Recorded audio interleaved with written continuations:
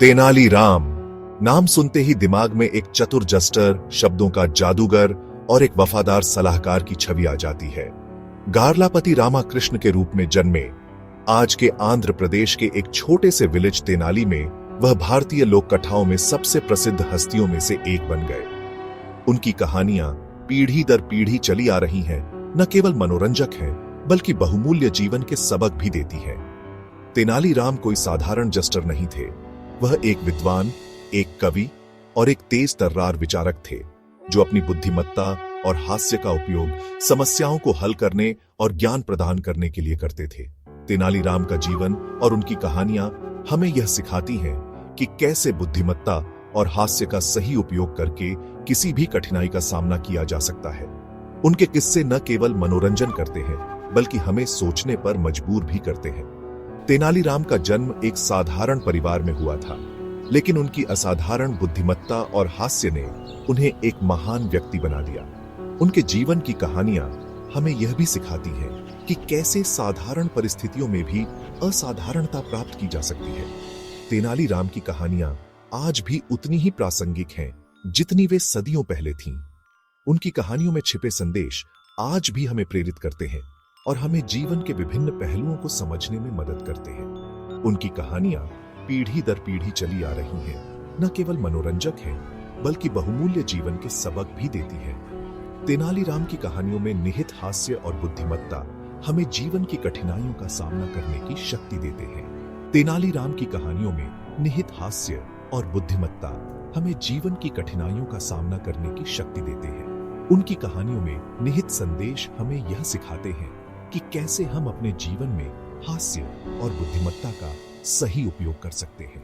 तेनालीराम कोई साधारण जस्टर नहीं थे, वह एक विद्वान, एक कवि और एक तेज तर्रार विचारक थे जो अपनी बुद्धिमत्ता और हास्य का उपयोग समस्याओं को हल करने और ज्ञान प्रदान करने के लिए करते थे। तेनालीराम की कहानियां हमें यह सिखाती हैं कि कैसे हम अपने जीवन में हास्य और बुद्धिमत्ता का सही उपयोग कर सकते हैं। उनकी कहानियों में निहित संदेश हमें यह सिखाते हैं कि कैसे हम अपने जीवन में हास्य और बुद्धिमत्ता का सही उपयोग कर सकते हैं।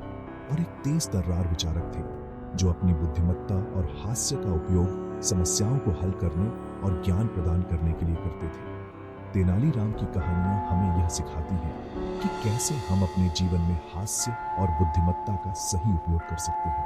उनकी कहानियों में निहित संदेश हमें यह सिखाते हैं कि कैसे हम अपने जीवन में हास्य और बुद्धिमत्ता का सही उपयोग कर सकते हैं। एक साधारण परिवार में जन्म लेने के बावजूद तेनालीराम में ज्ञान की अदम्य प्यास थी। कहा जाता है कि उनके शुरुआती वर्षों में उन्हें औपचारिक शिक्षा नहीं मिली थी, फिर भी वह सीखने के लिए दृढ़ थे। वह स्कूलों के बाहर बैठकर पाठों को ध्यान से सुनते थे। अपने तेज दिमाग से उन्होंने अवधारणाओं को जल्दी से समझ लिया और कई भाषाओं में महारत हासिल कर ली। यह स्वशिक्षित विद्वान अंततः तेलुगु, संस्कृत और तमिल में धारा प्रवाह हो गया। तेनालीराम की प्रसिद्धि विजयनगर साम्राज्य के शासक राजा कृष्णदेवराय के कानों तक पहुंची। तेनालीराम अपनी बुद्धिमत्ता और हास्य के लिए प्रसिद्ध थे और उनकी कहानियां पूरे राज्य में गूंजती थीं। उनकी बुद्धि और ज्ञान से प्रभावित होकर राजा ने तेनालीराम को अपने अष्टदिग्गजों में से एक, अपने दरबार के 8 सम्मानित स्कॉलरों और पोएटियों में नियुक्त किया। यह नियुक्ति तेनालीराम के लिए एक बड़ा सम्मान था। दरबार में तेनालीराम की उपस्थिति ने न केवल मनोरंजन का माहौल बनाया बल्कि उन्होंने अपने ज्ञान और चतुराई से कई महत्वपूर्ण मुद्दों को भी सुलझाया। तेनालीराम की भूमिका एकमात्र मनोरंजन करने वाले से कहीं आगे तक फैली हुई थी। वह राजा के एक विश्वसनीय सलाहकार बन गए, जिनकी राय और सुझावों को बहुत महत्व दिया जाता था। वह राजा के एक विश्वसनीय सलाहकार बन गए, अक्सर अपने हास्य का उपयोग महत्वपूर्ण सत्य बताने और जटिल परिस्थितियों को सुलझाने के लिए करते थे। तेनालीराम की चतुराई और हास्य ने कई बार राज्य को संकट से बचाया। अक्सर अपने हास्य का उपयोग महत्वपूर्ण सत्य बताने और जटिल परिस्थितियों को सुलझाने के लिए करते थे। उनकी कहानियां और चतुराई के किस्से आज भी लोगों के बीच मशहूर हैं। उनका बंधन, सम्मान, मनोरंजन और साझा बौद्धिक गतिविधियों का मिश्रण किंवदंतियों का विषय बन गया। राजा और तेनालीराम के बीच का यह संबंध एक आदर्श उदाहरण है कि कैसे बुद्धिमत्ता और हास्य एक साथ मिलकर एक मजबूत और प्रभावशाली बंधन बना सकते हैं। किंवदंतियों का विषय बन गया। तेनालीराम और राजा कृष्णदेवराय की कहानियां आज भी लोगों को प्रेरित करती हैं और उनके बंधन की मिसाल देती हैं। भाग 4, चतुर व्यापारी और बोलने वाली गुड़ियों की कहानी। तेनालीराम की सबसे लोकप्रिय कहानियों में से एक में एक चालाक व्यापारी शामिल है जो विजयनगर बाजार में 2 असाधारण गुड़ियों के साथ आया था।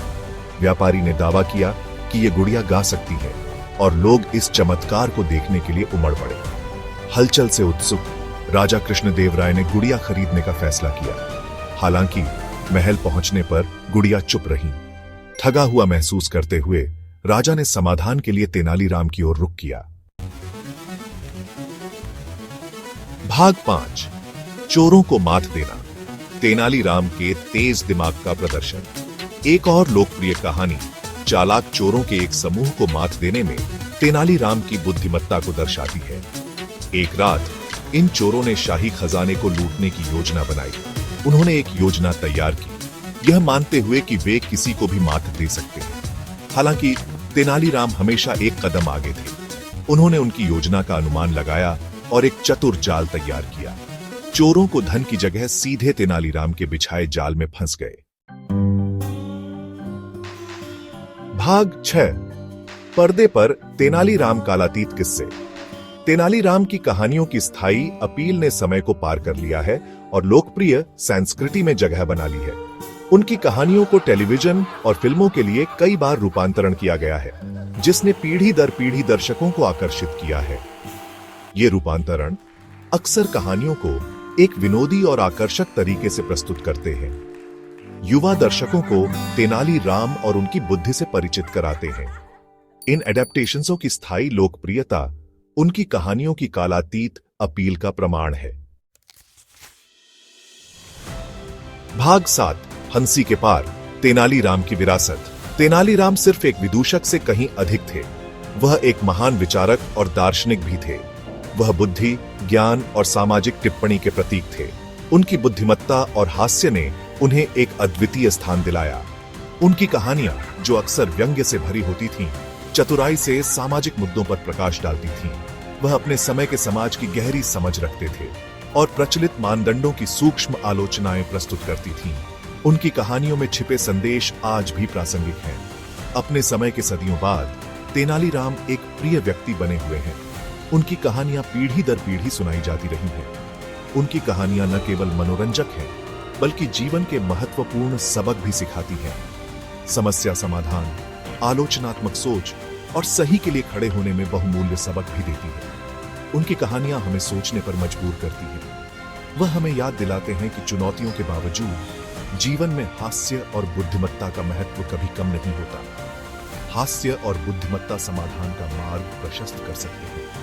तेनालीराम की विरासत हमें सिखाती है कि जीवन में संतुलन और समझदारी से ही हम सच्ची सफलता प्राप्त कर सकते हैं।